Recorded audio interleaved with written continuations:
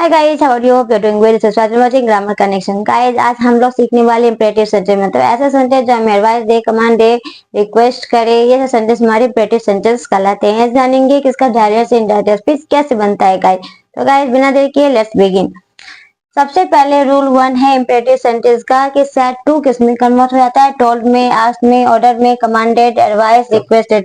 मतलब जिस तरह के सेंटेंस जो अगर एडवाइस दे रहा हो या कमांड दे रहा हो या ऑर्डर दे रहा हो, जिस तरह का सेंटेंस है वो वर्ड हम यूज करके उसका इनडायरेक्ट स्पीच बनाते हैं। किसकी जगह पे? तो सेड टू की जगह पे गाइस। सेकंड है दैट। जनरली हम लोग दैट का यूज करते हैं कॉमा की जगह पे, बट इंट्रोगेटिव सेंटेंस में लास्ट वीडियो में मैंने बताया था इफ का यूज होता है या डब्ल्यूएच वर्ड का यूज होता है। बट इस टाइम वीडियो में इंपरेटिव सेंटेंस हम लोग पढ़ रहे हैं, इसमें दैट की जगह टू या नॉट टू का यूज होगा। पॉजिटिव सेंटेंस है तो टू और नेगेटिव सेंटेंस है तो नॉट टू का यूज होगा गाइस। अब जानेंगे कैसे बनता है।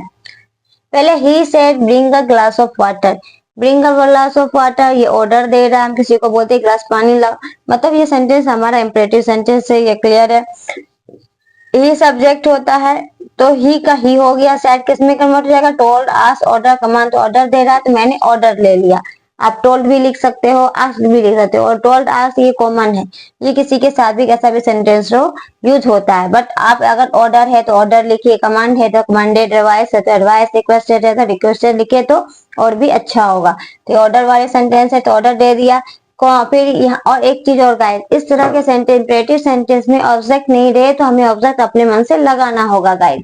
तो मैंने यहाँ पर मी लगा दिया जो जनरली यूज होता है। तो ही ऑर्डर मी, कॉमा की जगह मैंने क्या कहा था? टू का यूज करने, मैंने टू यूज कर दिया क्योंकि ये पॉजिटिव सेंटेंस है। फिर जो सेंटेंस है bring a glass of water, bring a glass of water as usual हम लोग लिख देंगे। तो हो गया he order me to bring a glass of water. फिर ही से डू एज आई से, तो ही सब्जेक्ट है हमारा और यहाँ पे आई फर्स्ट पर्सन है। ये हो गया, यहाँ पे कोई फर्स्ट पर्सन नहीं था इसलिए सीधा हम लोगों ने लिख दिया। तो ही का ही सेट के जगह टोल्ड डाल दिया। मैंने कहा था टोल्ड आस्क्ड कॉमन है, किसी के साथ भी डाल सकते हो। फिर यहाँ भी ऑब्जेक्ट नहीं है तो मैंने टू मी दे दिया, कॉमा के जगह टू लिखा। डू का डू, एज का एज। आई फर्स्ट पर्सन है, सब्जेक्ट पर जाएगा, सब्जेक्ट ही है तो ही दे दिया। से आई से मतलब प्रेजेंट इंडेफिनिट है तो पास्ट इंडेफिनिट वी टू हो जाएगा, इसका सेड हो गया, मतलब वी टू मतलब पास्ट इंडेफिनिट में कन्वर्ट हो गया। He told me to do as he said. अबे सी सेड गो अवे, फिर सी का सी सेड के जगह टोल्ड, कोमा के जगह मी, सॉरी यहाँ पे ऑब्जेक्ट नहीं है तो मी डाल दिया, कोमा के जगह टू। फिर गो अवे है तो गो अवे लिख दिया। देखा कितना इजी है। सिर्फ आस्क्ड, टोल्ड या जो भी सेंटेंस है वो वर्ड डाल देना है, कोमा की जगह टू डाल देना है और जो भी वर्ड रहते हैं वैसे लिख देना है। तो जो भी सेंटेंस हो उसको भी वैसे लिख देना है। My son said to me please buy me a coat. My son subject हो गया, मी ऑब्जेक्ट हो गया और मी यहाँ पे फर्स्ट पर्सन है। तो माय सन का माय सन सेड। अब प्लीज लग गया, प्लीज मतलब ही होता है गाइस कि रिक्वेस्ट कर रहे हैं, तो ये यहाँ पे मैंने डाल दिया रिक्वेस्टेड सेड टू की जगह। मी था तो मी हो गया, कोमा की जगह क्या आ गया? टू आ गया। प्लीज को प्लीज काइंडली ये सब शो करता है रिक्वेस्ट, तो यहाँ पे काम आ गया रिक्वेस्टेड डाल दिया। बट जब इनडायरेक्ट स्पीच बनाते हैं तो प्लीज काइंडली को हम लोग लोप कर देते हैं, तो प्लीज हट गया। बाय है तो बाय हो गया। मी फर्स्ट पर्सन है, सब्जेक्ट कौन सा? माय सन मतलब ही, तो यहाँ पर ये ऑब्जेक्टिव केस में है तो ही का भी क्या हो जाएगा? हिम हो जाएगा। सिर्फ ये चेंज हो गया, हिम हो गया, फिर अ कोट, फिर अ कोट। क्लियर है? My son requested me to buy him a coat. फिर he said Ram switch off the light, तो ही सेड, तो he Ram switch off the light. हम किसी को बोलते हैं तो ऑर्डर देते हैं ना गाइस, तो फिर ये सेंटेंस हमारा ऑर्डर शो किया, मैंने ऑर्डर डाल दिया। टोल्ड, आस्क्ड कुछ भी लिख सकते हो। और मैंने भी लास्ट वीडियो में ये भी बताया था कि इन्वर्टेड कोमा के अंदर अगर कोई नाम हो और वो संबोधन के रूप में हो तो वो इनडायरेक्ट स्पीच में ऑब्जेक्ट का काम करता है। तो इनडायरेक्ट स्पीच में राम यहाँ पर ऑब्जेक्ट का काम करेगा। तो ही ऑर्डर राम, फिर कोमा के जगह, इस कोमा के जगह टू आ गया। Switch off the TV, switch off the TV जैसा था वैसे लिख दिया, he order Ram to switch off the TV. तो इंपरेटिव सेंटेंस में मैंने क्या देखा? सेड टू के जगह टोल्ड, आस्क्ड ये तो कॉमन है। उसके बाद जैसा सेंटेंस ऑर्डर्ड हो तो ऑर्डर, कमांडेड, रिक्वेस्टेड, एडवाइस देके हम बनाते हैं इनडायरेक्ट स्पीच में।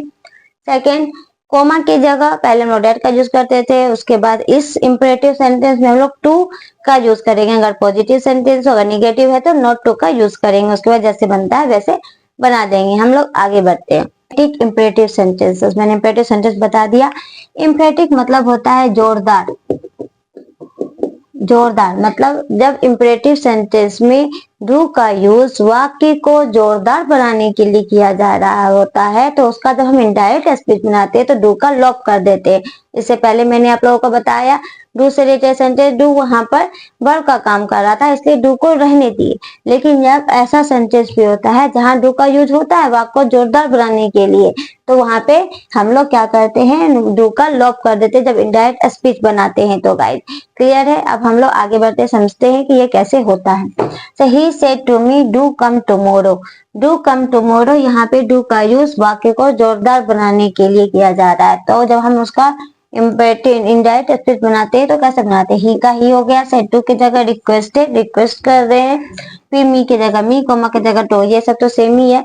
अब यहाँ पे डू को हम लोग लॉप कर दिए तो क्या बच गया, कम टुमारो, तो हो गया कम। टुमारो का इंग्लिश होता है द नेक्स्ट डे या द फॉलोइंग डे, तो हम लोग नेक्स्ट डे या फॉलोइंग डे में से कुछ भी लिख सकते थे। He requested me to come the next day. फिर he said to me do sing it again. He said to के जगह रिक्वेस्टेड, क्योंकि ये भी रिक्वेस्टेड है, मी कोमा के जगह टू। फिर यहाँ पे इस डू का कोई मीनिंग नहीं, बस यहाँ पे वाक्य को जोरदार बनाने के लिए किया जा रहा है, तो यहाँ पे भी डू को हम लोग लॉप कर देंगे। सब क्या बचेगा, सिंग इट अगेन, तो सिंग इट अगेन लिख देंगे। फिर I said to her do have patience. I के जगह आई, सेड टू के जगह आर, हर के जगह हर, कोमा का जगह टू, तो समझ ही गए। फिर यहाँ पे भी डू का यूज वाक्य को जोरदार बनाने के लिए किया जा रहा है कि पेशेंस रखो, तो यहाँ पर डू हटा देंगे, हैव पेशेंस है तो हैव पेशेंस को हम लोग लिख देंगे। आई सेड टू हिम, आई का आई, सेड के जगह रिक्वेस्टेड, फिर हिम के जगह हिम, फिर कोमा के जगह टू, फिर यहाँ पे have a cup of tea, तो have a cup of tea हम लोग लिख देंगे, डू को लॉक कर देंगे। ऐसे ये हुए इम्फेटिक इम्परेटिव सेंटेंस है जहाँ पे डू का यूज तो होता है लेकिन वाक्य को जोरदार बनाने के लिए किया जाता है। He told me don't shout in the class. अब मैंने निगेटिव सेंटेंस लिया, इसको दो तरह से बनाते हैं, ही के जगह ही, टोल्ड के जगह आस्क, मी के जगह मी, क्लियर है। और मैंने बताया था इम्परेटिव सेंटेंस में टू या नॉट टू का यूज करते हैं। ये निगेटिव है क्योंकि डोंट है तो इसलिए हम लोग नॉट टू का यूज करेंगे, नॉट टू हो गया। फिर जो है shout in the class, shout in the class लिख दिए, क्लियर है। He asked me not to shout in the class, इस तरह से ये बनता है निगेटिव सेंटेंस।